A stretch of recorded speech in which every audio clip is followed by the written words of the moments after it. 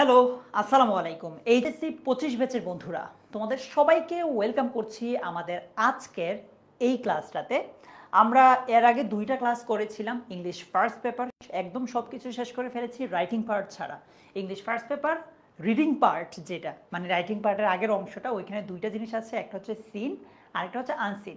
প্রথম ক্লাসটাতে আমরা seen passage পড়েছিলাম, সিন প্যাসেজের 3টা সিন প্যাসেজ আসে, ওই রিলেটেড আলোচনা আমাদের প্রথম ক্লাসটাতে হয়েছিল। দ্বিতীয় ক্লাসটাতে আমরা আনসিনের অর্থাৎ with clue, without clue, rearrange এগুলো নিয়ে গতকাল আলোচনা করেছি। আজকের ক্লাসে আমরা আলোচনা করব রাইটিং পার্ট নিয়ে। এখানে শুধু ইংলিশ ফার্স্ট পেপার না, সেকেন্ড পেপারেরও রাইটিং পার্টটা নিয়ে আমরা আলোচনা করব। সো এজন্য আমি এখানে শুধু ইংলিশ লিখেছি, that means first paper second paper দুইটা ইনক্লুড করছি এখানে। সো তোমরা আমার সাথে যারা জয়েন করেছো আমাকে একটু জানাও ইরা যে সব কিছু ঠিকঠাক আছে কিনা। আজকের ক্লাসটা অনেক বেশি ইম্পর্ট্যান্ট, এই কারণে আমি তোমাকে আজকে রাইটিং পার্টের সাজেশন দিব, একদম ফুল সাজেশনটা দিব ইংলিশ ফার্স্ট পেপারেরও সেকেন্ড পেপারেরও। সো একটু সবাই আমাকে জানাও তোমরা আমাকে প্রপারলি শুনছো কিনা। আমি দেখছি আমার সাথে ইউটিউবে অনেকেই জয়েন করেছে, আসিফ জয়েন করেছে, সাব্বির, আসমা, তারপর জুই আক্তার সহ আরও অনেকেই আছে।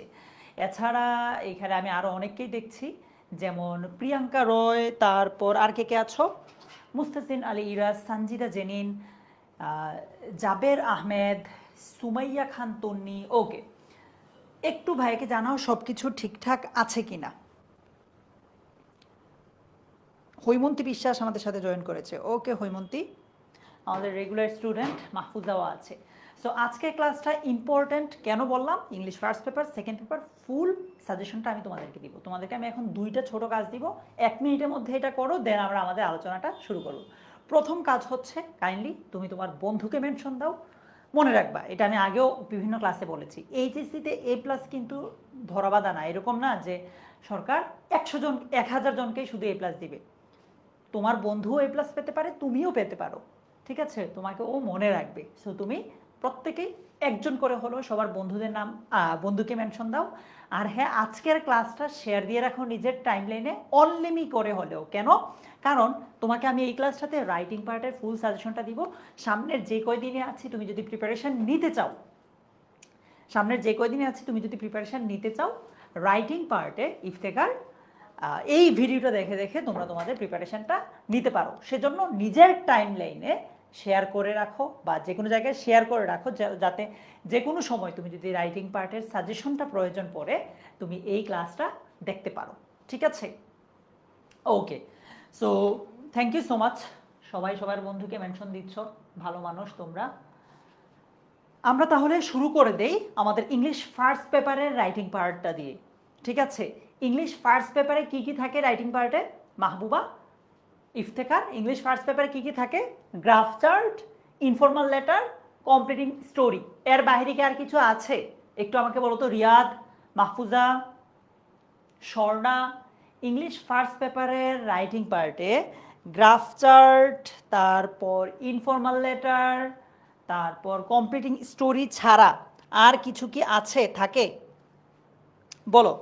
আমার সাথে জয়েন করেছে মারুফ ইসলাম, রোহানা জান্নাত, এরপর আব্দুল রাজ্জাক। আচ্ছা, ঠিক আছে, নাই এই 3টা জিনিস।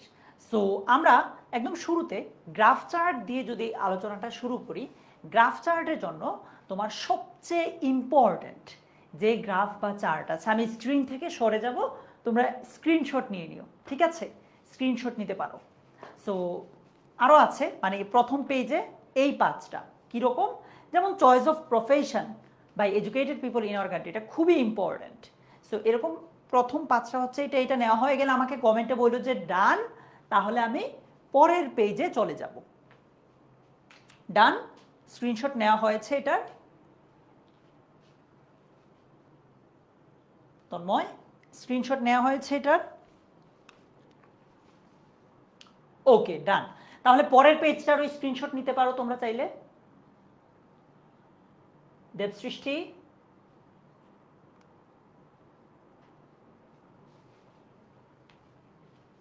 ওকে। সো এই যে 13টা গ্রাফ চার্ট আছে, এগুলো সবচেয়ে বেশি ইম্পর্টেন্ট, মনে রাখবা। গ্রাফ চার্টের ক্ষেত্রে জীবন একটা গ্রাফ বা চার্ট যদি তুমি বুঝে পড়তে পারো, যে কোনো জায়গা থেকে আসুক না কেন তুমি উত্তর করতে পারবা। ঠিক আছে? আচ্ছা, তো চলো কিভাবে গ্রাফ চার্ট আমরা লিখবো একটু এটা দেখি। গ্রাফ বা চার্টের ক্ষেত্রে এই যে ইনফরমেশনগুলো, মানে একটু আগে তোমাকে আমি যে সাজেশনগুলো দিলাম এটার কথাই বলেছে। দেখো, আমরা যদি গ্রাফ বা চার্টের কথা চিন্তা করি, এটা হচ্ছে সবচেয়ে বেশি ইম্পর্টেন্ট গ্রাফ তোমাদের জন্য। তোমরা এটা অনেকে, আমি অনেকবার বিভিন্ন ব্যাচে পড়াইছি, এটা এত বেশি ইম্পর্টেন্ট। সো দেখো এটা কতবার আসছে, 1 2 3 4 5, 5বার আসছে, 5টা বোর্ডে এসেছে।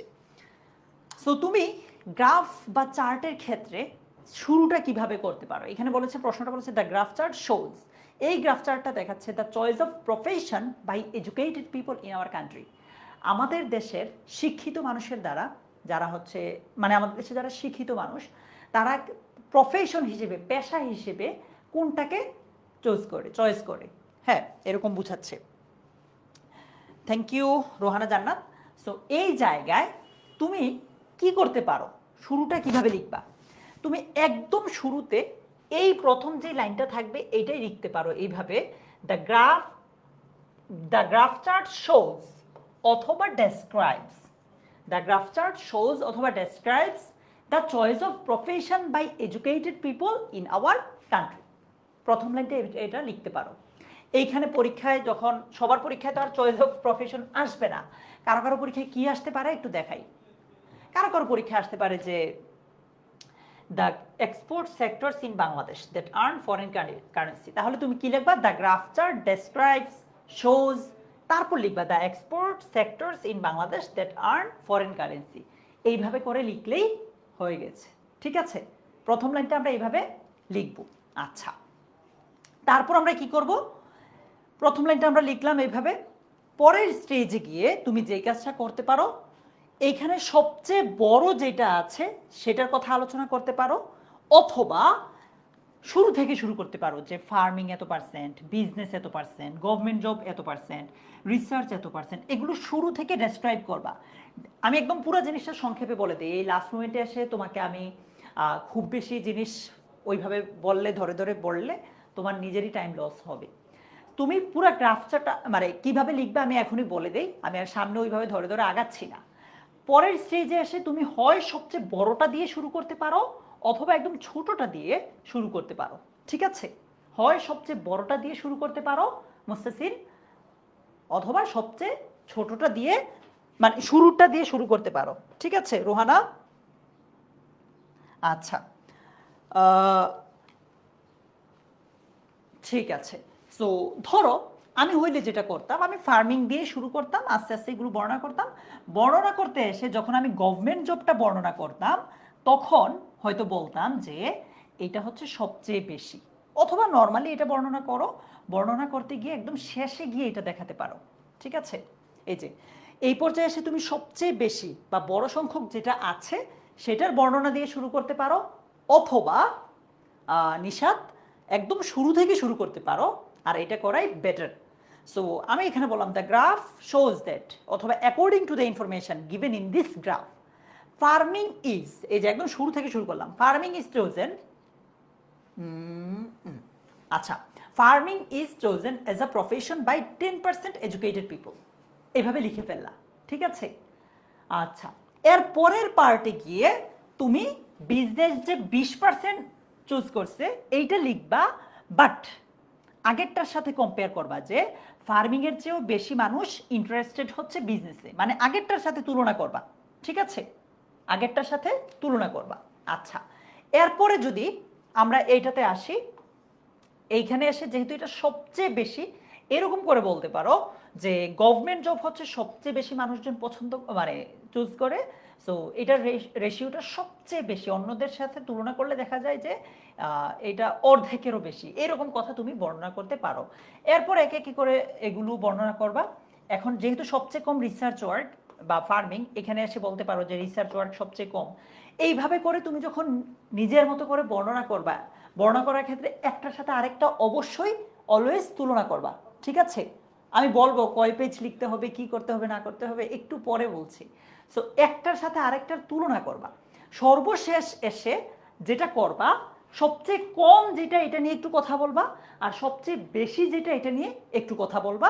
দেন তুমি তোমার মতো করে 1-2টা লাইন লিখে দিলেই শেষ হয়ে যাবে। ঠিক আছে? আচ্ছা, সো আমি একবার যদি সামারাইজ করি, তুমি শুরু থেকেই বর্ণনা করবা, বর্ণনা করতে গিয়ে একটার সাথে আরেকটার তুলনা করবা, এরপর সর্বশেষে সবচেয়ে কম যেটা আর সবচেয়ে বেশি যেটা এটা নিয়ে একটু কথা বলে দেন তুমি যেটা করতে পারো, তুমি একটা নিজের অবজারভেশন শেয়ার করতে পারো। ঠিক আছে? আচ্ছা, এবার আসো গ্রাফ চার্টের ক্ষেত্রে তোমার কি এই জিনিসটা আঁকা লাগবে কিনা? উত্তর হচ্ছে না, এটা আঁকার দরকার নাই। সবগুলোই পড়াবো অমিত একটু পর। এগুলো হচ্ছে আঁকার দরকার নাই, তুমি সরাসরি এইভাবে উত্তর শুরু করবা। ঠিক আছে? সরাসরি এইভাবে লিখলেই কিন্তু হয়ে যাবে। কেমন? কয় পেজ লিখবা এটার উত্তর হচ্ছে আসলে এটা মূলত ভেরি করে যে তোমার হাতের লেখা, অনেকের হাতের লেখা খুব ছোট ছোট, অনেকের অনেক বড়, অনেকের মাঝারি। তো স্ট্যান্ডার্ড বলবো যে 1.5-2 পেজ মিনিমাম লেখা ট্রাই করো, নাম্বার একটু বেশি পাবা। বড় বলো, আর কারো কোনো কোয়েশ্চেন?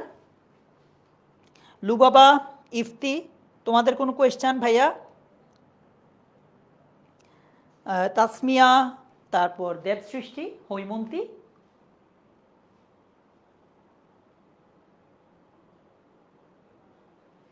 যাকে সবগুলোই সেম ভাইয়া।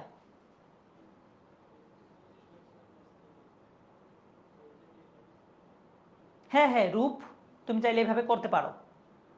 আচ্ছা, 150 ওয়ার্ড যদি উপরে লেখা থাকে তাহলে তো অবশ্যই 150 ওয়ার্ডে লিখবা। ব্যাক এ বলছি ভাইয়া, এটার না দিতে হবে না ভাইয়া। আর কোনো কোয়েশ্চেন?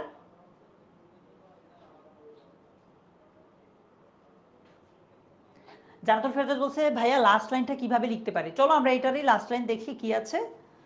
আচ্ছা, বলছে সো ফ্রম দ্য গ্রাফ থেকে ইট ইজ ক্লিয়ার দ্যাট, এটা স্পষ্ট যে most of the educated people, অধিকাংশই শিক্ষিত মানুষ, আর রানিং আফটার জবস, চাকুরির পেছনে ছুটছে, স্পেশালি গভর্নমেন্ট জব, বিশেষ করে সরকারি চাকরি, instead of becoming self employed, মানে স্বনির্ভর হওয়ার চেয়ে, মানে ব্যবসাপাতি বা এরকম স্বনির্ভর হওয়ার চেয়ে তারা চাকুরির পেছনে ছুটছে by doing farming or business.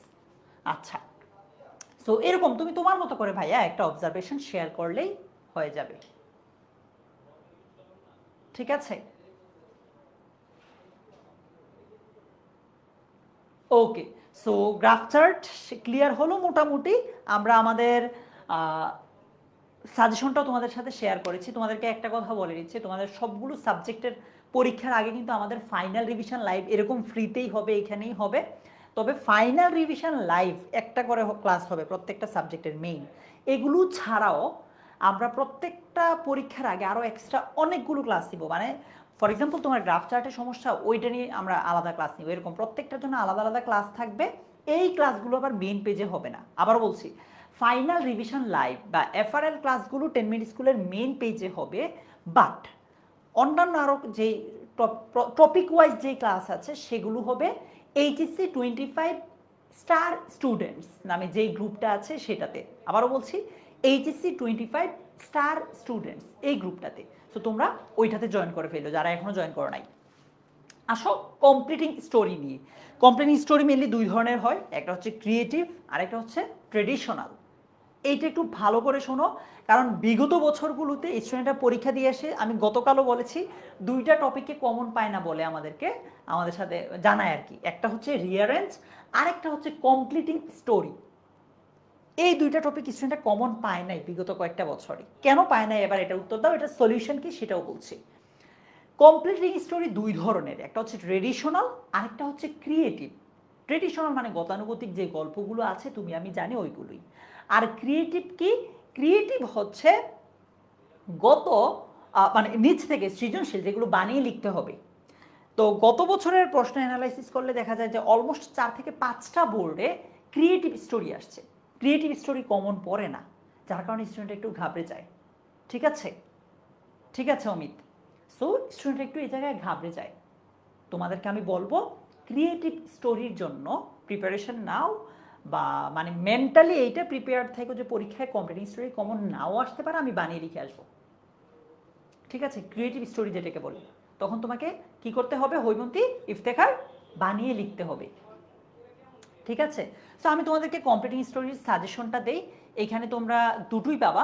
Creative plus traditional দুটো মিলেই এখানে সাজেশনটা দেওয়া আছে। যেমন the honesty of A school girl, এটা হচ্ছে একটা ক্রিয়েটিভ স্টোরি। স্কুল গার্ল না থেকে এখানে স্কুল বয় থাকতে পারে, ঠিক আছে। সো এই যে এগুলো হচ্ছে তোমাদের সাজেশন কমপ্লিটিং স্টোরির স্ক্রিনশট নিতে পারো। আর যেহেতু আজকের ক্লাসটাতে আমি রাইটিং পার্টের ইংলিশ ফার্স্ট পেপার বলো সেকেন্ড পেপার বলো ফুল সাজেশনটা দিব, আমি তোমাদেরকে বলবো যে তোমরা একটু ক্লাসটা শেয়ার করে নিজের টাইমলাইনে রেখে দিতে পারো, যাতে পরবর্তীতে কি করতে পারো, যে কোনো সময় তোমার সাজেশনটা লাগলেই ক্লাসটা দেখে নিতে পারো। এইখানেই দিব আজকে ক্লাসেই দিব তোমাকে। নুজহাত মেহরাজ বলো ভাইয়া, ডান? স্ক্রিনশট নেওয়া ডান? বিবেক ওকে ভাইয়া, রিদি ঠিক আছে। সো কমপ্লিটিং স্টোরির ক্ষেত্রে আমরা কিছু জিনিস দেখি, চলো। কমপ্লিটিং স্টোরির ক্ষেত্রে ক্রিয়েটিভ স্টোরি যদি আসে তুমি একদম নিজের মতো বানায় দিতে পারবা, ট্রেডিশনাল স্টোরিও আসলেও বানিয়ে দিতে পারবা, বাট মূল থিমটা ঠিক থাকা লাগবে, ঠিক আছে। মানে গল্পটা যাতে একদম তোমার নিজের মতো বানায় না ফেলো ট্রেডিশনাল স্টোরি আসলে। আচ্ছা, সো কীরকম থাকে পরীক্ষা কমপ্লিটিং স্টোরির ক্ষেত্রে এটুক দেওয়া থাকে মনে করো, হ্যাঁ। তো এখন তোমার কাছে আমার প্রশ্ন, তোমরা যারা যারা আছো সবার কাছে আমার প্রশ্ন, পরীক্ষায় কি তোমরা প্রথম অংশ যেটুক দেওয়া থাকে এইটা সহ লিখো নাকি শুধু এর পরের অংশটা লিখো? বলো তো, বলো। পরীক্ষায় কি শুধু তোমার এখানে যতটুকু দেওয়া থাকে অতটুকুই লিখো নাকি এর পরের অংশটা যেখানে শুধু উত্তরটা থাকে ওইটা লিখো? বলো।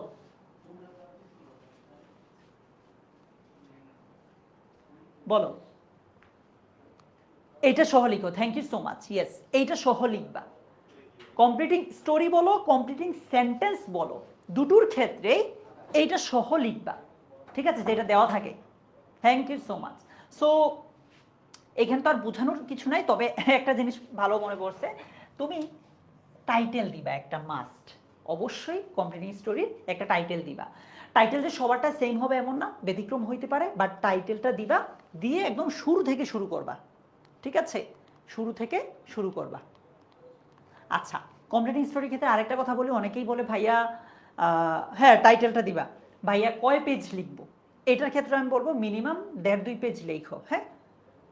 একটা কথা আমাদের অনেকেই বলে না, বাট এটা ওপেন সিক্রেট, যে ঠিকঠাক লিখে একটু বেশি লিখতে পারলে একটু নাম্বার বেশিই পাওয়া যায়, এটা হয়তো কেউ বলবে না।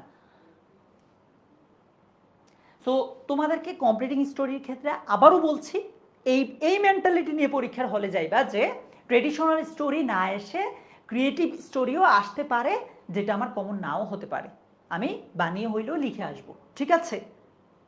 এই মেন্টালিটি নিয়ে পরীক্ষার হলে গেলে যদি কমন না আসে তোমার তো অ্যাটলিস্ট প্যানিক হবে না, তুমি তো প্যানিক করবা না, তুমি তো ভয় পাবা না অ্যাটলিস্ট, কারণ তুমি জানো আগে থেকে কমন নাও আসতে পারে, রাইট? ঠিক আছে, ক্লিয়ার? আমি কি বুঝাতে পারলাম? জিদনি, আরাফাত, মৌনু হাসান, রাতুল, ওকে। সো কমপ্লিটিং স্টোরির সাজেশন ডান, সবকিছু ডান। আচ্ছা, ইংলিশ ফার্স্ট পেপারের লাস্ট একটা টপিকের নাম হচ্ছে informal letter. Informal letter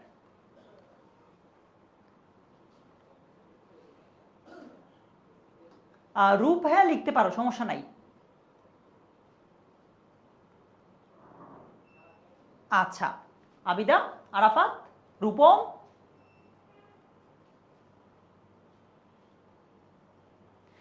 Sanjida তোমার কোনো বন্ধুর কাছ থেকে হেল্প নিতে পারো, ওদের কাছে পাবা, এটা সবগুলো টেস্ট পেপারে আছে ভাইয়া। দেবসৃষ্টি, বিলাস, চলো আমরা ইনফর্মাল লেটারের ফাইনাল সাজেশনটা শেয়ার করি। এই যে এগুলো স্ক্রিনশট নেওয়া হয়ে গেলে ভাইকে বইলো, আমি স্ক্রিনে চলে আসব। বৃষ্টি, এগুলো হচ্ছে ইনফর্মাল লেটারের ফাইনাল সাজেশন। নওমিন জুমি, তারপর বিলাস, হৃদিপল, রাকিব, রিম্পা, মাসুমা, জর্না, প্রত্যাশা। আচ্ছা, প্রত্যাশা বলছে ভাইয়া প্রিপোজিশনের একটা ক্লাস করান। তোমাদের ইংলিশ ফার্স্ট পেপারের তো সবগুলো টপিকের উপর ক্লাস হয়েছে, রাইট?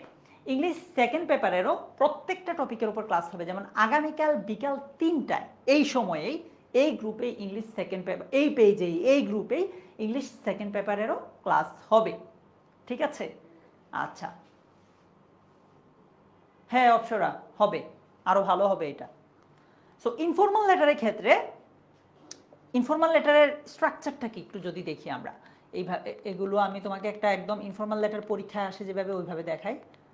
এই যে মনে করে এটা একটা প্রশ্ন, এই প্রশ্নটা উত্তর কিভাবে করব, শুরুতে ডেট দিলাম, তারপর date, address, salutation, dear Sabbir, dear friend, তারপর ডিয়ার ব্রাদার, এরকম তুমি তোমার মতো করে লিখে কমা দিয়ে দিয়ে তারপর তোমার লেখাটা লিখলা। আচ্ছা, ফর্মাল লেটার তো আমরা নর্মালি এক পেজে লিখতে হয়, ইনফর্মাল লেটারের ক্ষেত্রে তুমি এক পেজের অধিক লিখতে পারবা, আর আমিও এনকারেজ করি এক পেজের বেশি লিখো, নাম্বার ভালো আসবে। সো লিখলা, ইনফর্মাল লেটার লেখা হলো, ডান, শেষে এরকম একটা দিবা ইউর লাভিং ব্রাদার বা এরকম যে কোনো একটা লেখা লিখবা, তারপর তোমার নামটা দিবা। এই নামের ক্ষেত্রে একটা কথা বলি, প্রশ্নে যদি নাম দেওয়া থাকে, রিয়াদ ভাই, নাজমুল, প্রশ্নে যদি নাম দেওয়া থাকে তাহলে তোমার ওই নামটাই লিখতে হবে, এছাড়া দেওয়া না থাকলে তুমি তোমার নিজের মতো করে লিখতে পারো। ঠিক আছে, আচ্ছা, এইটার পরে একটা কাজ যেটা করা লাগবে সেটা হচ্ছে শেষে গিয়ে তোমাকে এই জিনিসটা এঁকে দিতে হবে, স্ট্যাম্প। ঠিক আছে, ক্লিয়ার? ইনফর্মাল লেটার পারবো আমরা এইভাবে করতে? উর্মি, আহমেদ ইমরান, ইনফর্মাল লেটার কি ডান? বুঝাতে পারলাম? হ্যাঁ, সৃজন লাগবে দিও ভাইয়া, কারণ এখানে তো পেজের ধরবাধা নাই, তাই না? সো তুমি তোমার মতো করে দিতে পারবা। ফ্যাক্টবুক, তারপর জর্না, মাহবুবা আনজুম, সেকেন্ড পেপার সাজেশনও তুলন এখানে দিব। সো তোমরা চাইলে ভিডিওটা নিজের টাইমলাইনে শেয়ার করে রাখতে পারো, ফার্স্ট পেপার সেকেন্ড পেপার দুইটা সাজেশন পাবা। ফরম্যাট লেখলে নাম্বার কেমন? বুঝি নাই আমি, Arif. Arman clear? Habibur 10 minute school যেই পেজটা আছে ওইটাই।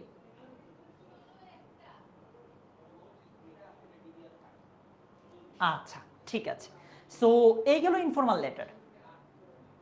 আমরা ইনফর্মাল লেটারও জানলাম, ইংলিশ ফার্স্ট পেপার আমাদের সব ডান, রাইট? ইংলিশ ফার্স্ট পেপারের পুরো সাজেশন দিয়ে দিলাম, রাইটিং পার্ট সাজেশন পেয়েছো। এবার আসো ইংলিশ সেকেন্ড পেপার।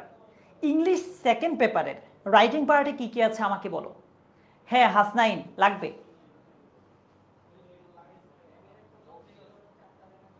বলো তো ইংলিশ সেকেন্ড পেপারের রাইটিং পার্টে কি কি আছে?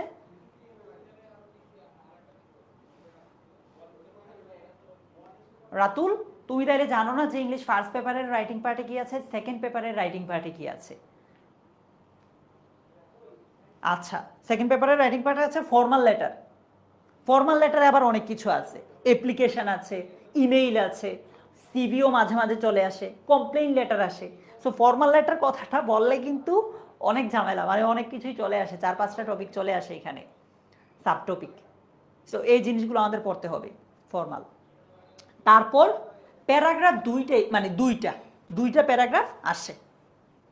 ঠিক আছে, সো চলো আমরা ইংলিশ সেকেন্ড পেপারটা নিয়ে কথা বলি। ফর্মাল লেটারে সবচেয়ে ইম্পর্টেন্ট যে লেটারগুলো আছে, অনেক বড়, আবারও বলছি ফর্মাল লেটারের সাজেশনটা দেখে অনেকে ঘাবড়ে যেতে পারো, বাট সমস্যাটা কোথায়? ফর্মাল লেটারে অনেক কিছু আসে, অ্যাপ্লিকেশন, হ্যাঁ, সিভি, তারপর ইমেইলও আছে, তারপর কমপ্লেইন লেটারও আছে। ঠিক আছে, 4টা জিনিস। সো ফর্মাল লেটারের প্রথমটা হচ্ছে এইটা, এই পেজটা, যেমন বলছে মাল্টিমিডিয়া সিস্টেম, স্টাডি ট্যুর। তোমরা স্ক্রিনশট নেওয়া হয়ে গেলে বইলো, এটা অনেক বড়। সো আমি স্ক্রিন থেকে কিছুক্ষণের জন্য সরে যাই।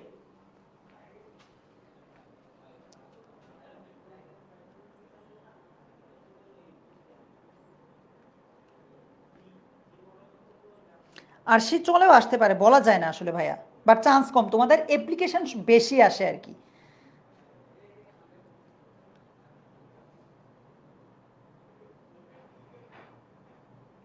ফ্যাক্ট বুক ক্লাস তখন থেকে কি হবে, কি লাভ? আচ্ছা ডান। দ্বিতীয় পেজ, এগুলো সব কিন্তু অ্যাপ্লিকেশন। ওই যে ফর্মাল লেটার আন্ডার অনেকগুলো থাকে না, তার মধ্যে এগুলো সবগুলো কি অ্যাপ্লিকেশন। আফরা, বিবেক, আরশি, দিদারুল ইসলাম, অনামিকা বলো। ডান, নেওয়া হয়েছে। শিরা ঘোষ, রূপা,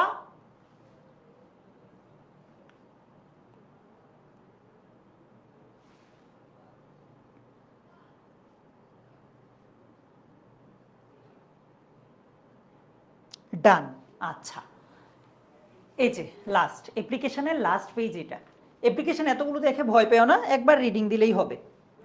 আফরোজা, তারপর আরাফাত, আল জাবির, আর কে আছো, ইসরাতুল জান্নাত মোমো, না মেহরাজ এসব হবে না, প্রিপারেশন নাও ভাইয়া।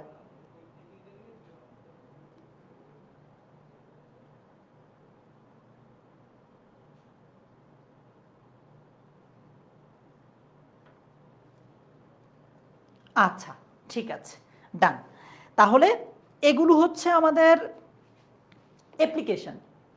এবার আসো সিভি আসার সম্ভাবনা খুবই কম, আবার বলছি সিভি আসার সম্ভাবনা খুবই কম, বাট যদি আসে একটা সিভি দেখে যাও, আসলেও প্যারা নাই, বানায় লিখতে পারবা।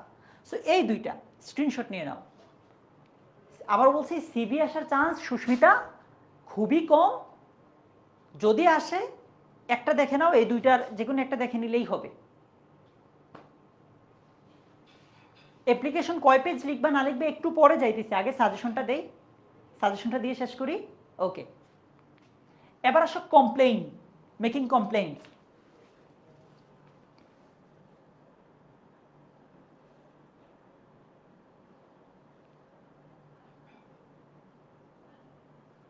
হয়ে গেলে ডান লেখো।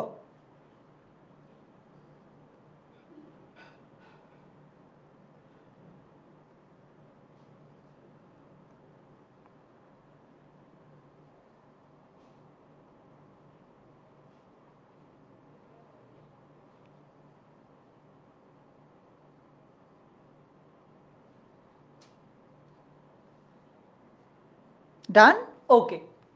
এই যে লাস্ট পেজ,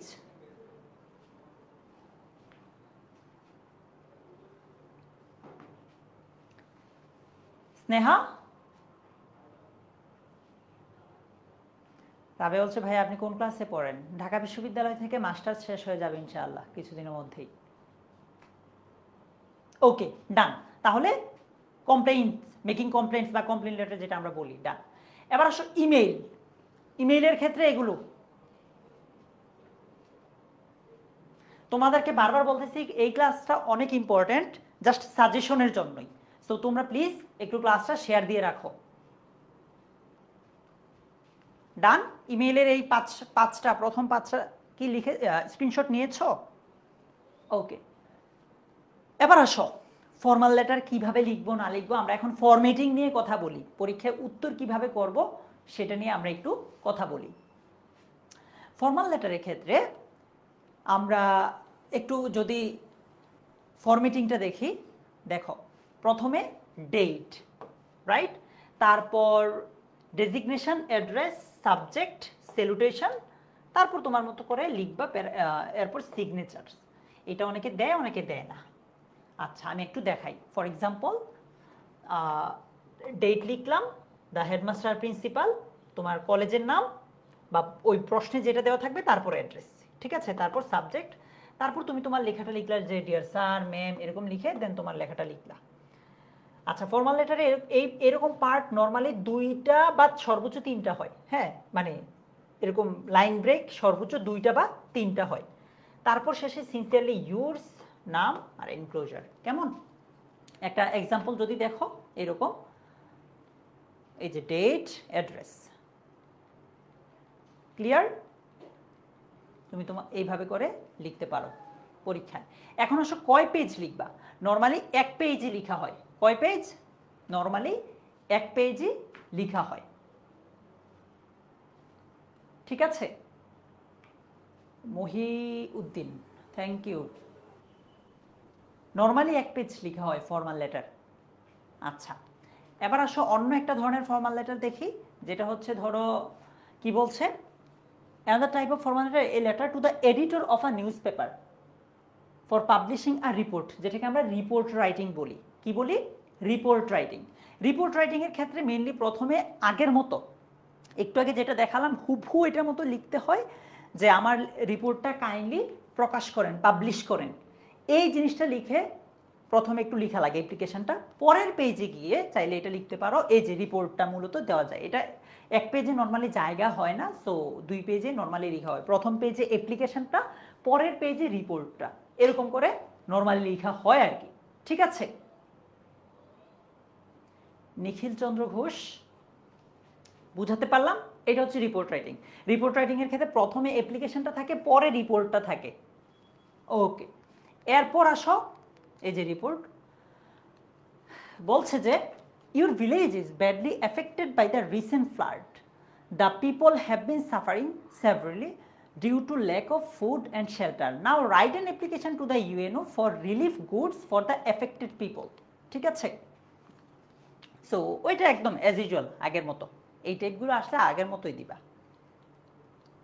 ঠিক আছে? আর ইমেল রাইটিং এর কথা যদি বলি, ইমেল রাইটিং এর ক্ষেত্রে তুমি একটু আগে যেটা দেখালাম এটা কিন্তু কমপ্লেইন লেটার, রাইট? আচ্ছা, ইমেল রাইটিং এর ক্ষেত্রে একদম সিম্পল, তুমি অনেকে ফ্রম দেয়, ফ্রম না দিলেও হবে, টু দিবা, সাবজেক্ট দিবা, দেন নর্মালি ফর্মাল লেটারের মতো। এটা আরও ছোট হয়, 1 পেজের বেশি যায় না। তারপর লিখলা শেষ, একদম ফর্মাল লেটারের মতো। জাস্ট শুরুর স্ট্রাকচারটা একটু ডিফারেন্ট হয়, প্রথমে টু, তারপর সাবজেক্ট, তারপর বাকি সব ফর্মাল লেটারের মতো।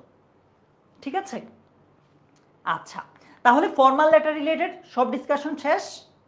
ফর্মাল লেটার রিলেটেড আর কারো কোনো প্রশ্ন, কনফিউশন বলো তো? তানজিরুল হক, তানজির, এটার উপর আমরা আগামীকাল ক্লাস নেব, ইংলিশ সেকেন্ড পেপারের গ্রামারের উপর আগামীকাল ক্লাস হবে। না আমি জানি এগুলো অ্যাভয়েড করা উচিত ভাইয়া। ইয়েস হুমায়রা। সানজিদা, অ্যাপ্লিকেশন বেশি আসে নর্মালি,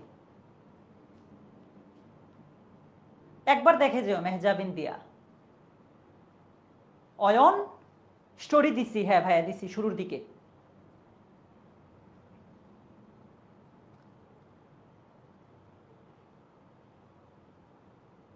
আচ্ছা ঠিক আছে, এই প্রত্যেকটা টপিকের উপর আমরা আরও আলাদা করে ক্লাস নিব আমাদের এজিসি 25 স্টার স্টুডেন্টস ওই গ্রুপটাতে, একদম ফ্রিতে। হ্যাঁ নর্মালি স্মল লেটারেই হয় আনিয়া।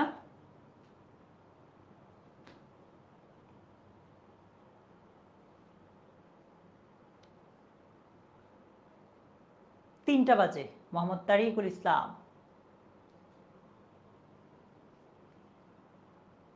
না, ফার্স্ট পেপারে রিয়াদ ইনফর্মাল লেটার আসে, সেকেন্ড পেপারে আসে ফর্মাল লেটার। নাওমি 3 ধরনেরও বেশি তো আসতেছে দেখলাম, আমরা একটু আগে যে আলোচনা করলাম।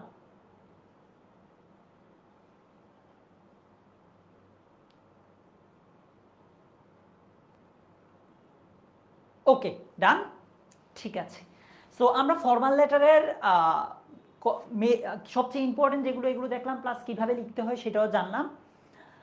এবার আসো প্যারাগ্রাফ রাইটিং। অনেকে বলতে পারো ভাইয়া একদম শুরু থেকে বুঝান, এটাতে বাকিরাই ডিস্টার্ব হবে, কারণ লাস্ট মোমেন্টে এসে একদম শুরু থেকে বোঝানো তো পসিবল না। যে জিনিসটা তোমার 1.5 বছর আগে থেকে পড়া উচিত ছিল, এটা লাস্ট মোমেন্টে এসে তো শুরু করা উচিত না, রাইট? বাকিদের ক্ষতি হবে যারা পড়াশোনা করছে এতদিন।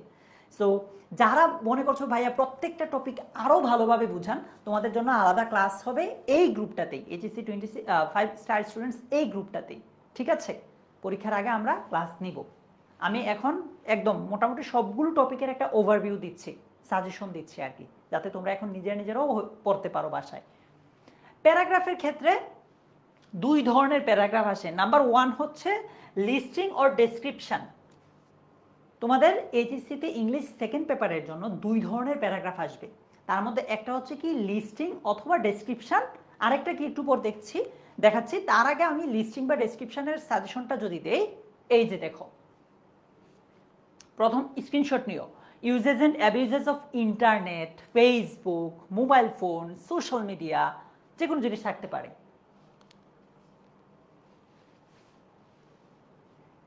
প্যারাগ্রাফের সাজেশনটা স্ক্রিনশট নেওয়া হয়ে গেলে ডান লেখো, অথবা তুমি ক্লাসটাও একটু শেয়ার করে রাখতে পারো পরে, যাতে যে কোনো সময় দরকার লাগলে দেখতে পারো।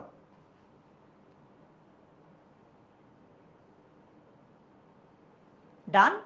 লিস্টিং বা ডেসক্রিপশন, প্যারাগ্রাফ দুইটা আসে, তো প্রথম টাইপ হচ্ছে এইটা থেকে একটা আসবে। ওকে, ডান। সো এবার আসো প্যারাগ্রাফ কি, কিভাবে লিখবো একটু যদি দেখাই। প্যারাগ্রাফ বিভিন্ন ধরনের হতে পারে, descriptive, narrative, cause and effect, comparison, contrast, argumentative. ঠিক আছে, আরেকটা হয় লিস্টিং, যেটা এখানে নাই। সো তোমাদের প্রথম টাইপের প্যারাগ্রাফগুলোর নাম কি? লিস্টিং অথবা ডেসক্রিপশন। এগুলো কি আমি একটু পর এখনই দেখাচ্ছি আর কি তোমাকে। একটা প্যারাগ্রাফের কয়টা জিনিস থাকে, কি থাকে না থাকে, কি বললাম, এটার উপর আমরা আরো ক্লাস দিব কিন্তু, হ্যাঁ। সো এটা নিয়ে ভয় পেও না, বাট এখন এই প্যারাগ্রাফগুলো পড়ো। লিস্টিং প্যারাগ্রাফ কি? এই যে লিস্টিং অথবা ডেসক্রিপশন বলতেছি, এর মধ্যে লিস্টিং প্যারাগ্রাফ জিনিসটা কি? এটার মানে হচ্ছে এখানে নির্দিষ্ট একটা লিস্ট থাকবে, লিস্টের অন্তর্ভুক্ত তথ্যের উপর ভিত্তি করে যেই প্যারাগ্রাফ লেখা হবে সেগুলোকে আমরা লিস্টিং প্যারাগ্রাফ বলি। যেমন how to become a good student, অথবা how to celebrate a birthday party. এইখানে এই টপিকের উপর বিভিন্ন এরকম ছোট ছোট ইনফরমেশন দেওয়া থাকবে, লিস্ট দেওয়া থাকবে, সেটার ভিত্তিতেই তুমি লিখবা। ঠিক আছে, আচ্ছা। এরপর আসো ন্যারেটিভ প্যারাগ্রাফ। এটার মানে কি? নর্মালি কোনো একটা বিষয় তুমি বর্ণনা করবা, দ্যাটস ইট। হ্যাঁ, my hobby, my visit to a historical place, এরকম। এবার আসো ডেসক্রিপটিভ প্যারাগ্রাফ, যেটা তোমাদের পরীক্ষায় আসে। এই ধরনের প্যারাগ্রাফে কোনো ব্যক্তি, স্থান বা বস্তু সম্পর্কে বর্ণনা দেওয়া থাকে। যেমন তুমি বর্ণনা করবা যে একটা মুনলিট নাইট, ভিলেজ ফেয়ার, এগুলো তুমি তোমার মতো করে বর্ণনা করবা। ঠিক আছে, আচ্ছা। তারপর কজ এন্ড ইফেক্ট একটু পর আসবে, তোমাদের সেকেন্ড টাইপ অফ প্যারাগ্রাফ, যেটা এখানে মূলত ধরো সাউন্ড পলিউশন, এটার কজ মানে কারণ, আর এটার প্রভাবটা কি, মানে সাউন্ড পলিউশন কেন হয়, এইটার ফলে কি হয়, এটা বর্ণনা করবা। অথবা ধরো প্রাইস হাইক, এটা তোমাদের একটা না একটা বোর্ডে আসবেই, মনে রাখবা প্রাইস হাইক তোমাদের পরীক্ষায় আসবেই নিশ্চিত, 100%। এটা কেন হয়, এটার ফলে আমাদের প্রভাবটা কি হয়, এটা বর্ণনা করব। কম্প্যারিজন কন্ট্রাস্ট কি? মূলত আমরা এটা তুলনা করব, মিল অমিল দেখাবো। কিসের সাথে? একটা এক্সাম্পল দেখাই। ধরো village life and city life. ঠিক আছে, গ্রামীণ যে জীবনটা আছে, তুমি এইটার সাথে শহুরে জীবনের তুলনা করবা। ঠিক আছে, মেহানিন শহুরে জীবনের তুলনা করবা, তাহলেই হয়ে যাবে। কেমন? সো দেখো, লিস্টিং প্যারাগ্রাফের একটা এক্সাম্পল দিই। মনে করো কম্পিউটারের উপর একটা প্যারাগ্রাফ লিখতে দিল পরীক্ষায় আমাদেরকে। ঠিক আছে, কি করবে ওনারা? এরকম কিছু ইনফরমেশন দিবে। ইনফরমেশন বলতে যে আ ফেয়ারলি রিসেন্ট ইনভেনশন, কম্পিউটার যে সাম্প্রতিক সময়ের একটা আবিষ্কার, এটা নিয়ে একটু লিখতে হবে আমাদের। তারপর ধরো এটা কে প্রথমে আবিষ্কার করে, এটা নিয়ে লিখতে হবে। অর্থাৎ ওনারাই বলে দিবে কিছুটা, প্রশ্নেই বলা থাকবে আর কি, যে তোমাকে কি নিয়ে লিখতে হবে। যেমন ব্যাড ইম্প্যাক্ট, কম্পিউটারের খারাপ দিকগুলো তোমাকে এখানে লিখতে হবে। ক্লিয়ার? ওকে। সো এইভাবে করে তখন তুমি এবিসি দিয়ে লিখবা না, তুমি প্যারাগ্রাফ স্টাইলে লিখবে, এইভাবেই লিখবা। প্যারাগ্রাফের ক্ষেত্রে একটা জিনিস মাথায় রেখো, প্যারাগ্রাফের ক্ষেত্রে কিন্তু এমন হয় না যে তুমি একটু লিখলা, লিখার পর আবার এখানে একটু লিখে এখানে স্পেস দিয়ে লাইন ব্রেক দিয়ে এইভাবে লিখলা। প্যারাগ্রাফের ক্ষেত্রে কিন্তু এইটা হয় না, মানে যেটাকে লাইন ব্রেক বলা হয়, এইটা প্যারাগ্রাফে হয় না। প্যারাগ্রাফে লাইন ব্রেক থাকে না, একটা প্যারায় পুরোটা লিখতে হবে। এখন তোমার মনে প্রশ্ন আসবে যে প্যারাগ্রাফ ভাইয়া কয় পেজ লিখবো? ঠিক আছে, আবারও বলছি, এটা ডিপেন্ড করে তোমার হাতের লেখা কত বড়, মানে ছোট বড় মাঝারি সাইজ, এটা ডিপেন্ড করে। তাও আমি বলবো যে অ্যাটলিস্ট মিনিমাম 2 পেজ লেখো, মিনিমাম 2 পেজ লিখতে পারো। আচ্ছা, সো এই তো গেল প্যারাগ্রাফ। প্যারাগ্রাফের আমরা যেমন ট্রি প্ল্যান্টেশন, এটার উপর তুমি একটা এইভাবে প্যারাগ্রাফ লিখতে পারো। প্যারাগ্রাফের প্রথম যেই ধরনটা আছে লিস্টিং অথবা ডেসক্রিপশন, তোমাদের 2টা প্যারাগ্রাফ আসবে। প্রথমটার নাম হচ্ছে লিস্টিং অথবা ডেসক্রিপশন, ওইটার উপর সাজেশন দেওয়া, ডান। সর্বশেষ যেটা আছে মানে সেকেন্ড টাইপ প্যারাগ্রাফ, যেটা কম্প্যারিজন অ্যান্ড কন্ট্রাস্ট অথবা কজ অ্যান্ড ইফেক্ট। ওই যে মানে তুলনা করবা সাদৃশ্য বৈসাদৃশ্য দেখাবা অথবা কারণ এবং প্রভাব দেখাবা। ঠিক আছে, ওই যে এইটার উদাহরণটা কি, গ্রামীণ জীবনের সাথে শহুরে জীবনের সাদৃশ্য বৈসাদৃশ্য। আর এটার একটা এক্সাম্পল হইতে পারে কি, কজ এন্ড ইফেক্টের, যেমন ধরো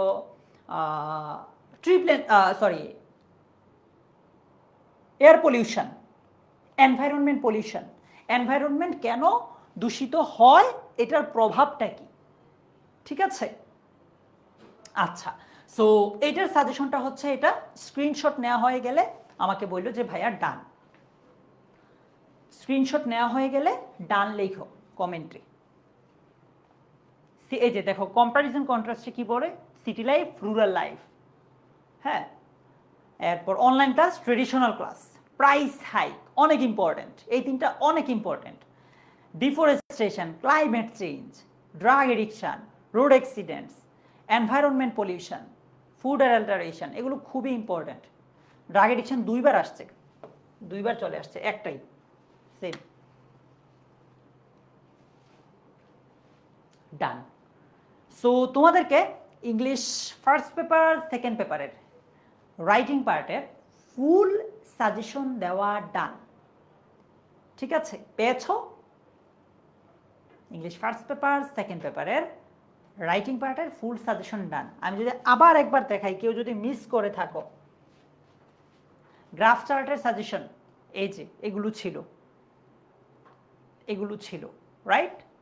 আচ্ছা, তারপর গ্রাফ চার্ট কীভাবে লিখবো সেটা নিয়ে আমরা আলোচনা করেছি। তারপর কমপ্লিটিং স্টোরির সাজেশন এই যে এগুলো ছিল। ঠিক আছে, আচ্ছা, সো কমপ্লিটিং স্টোরির পরে আমরা এখন দেখব যে ইনফর্মাল লেটারের সাজেশনটা, এই যে ইনফর্মাল লেটারের সাজেশনটা এইটা ছিল। সো এটুক পর্যন্ত ছিল ইংলিশ ফার্স্ট পেপার।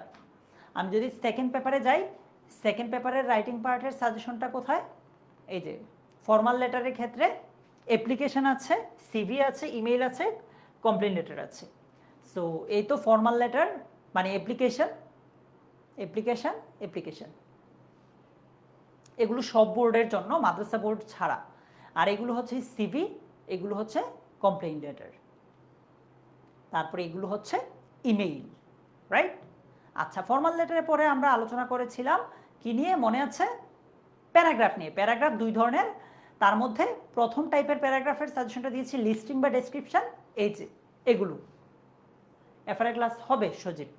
আচ্ছা, প্যারাগ্রাফের পরে আমরা সর্বশেষ মানে লিস্টিং ডেসক্রিপশনের পরে আমরা যে প্যারাগ্রাফের সাজেশনটা দিয়েছি সেটা কি, comparison and contrast, cause and effect, তার জন্য এই সাজেশনটা ছিল। এই তো, আশা করি তোমরা এতদিন পর্যন্ত যে যা চেয়েছো সবাইকে সাজেশনগুলো আমি দিতে পেরেছি।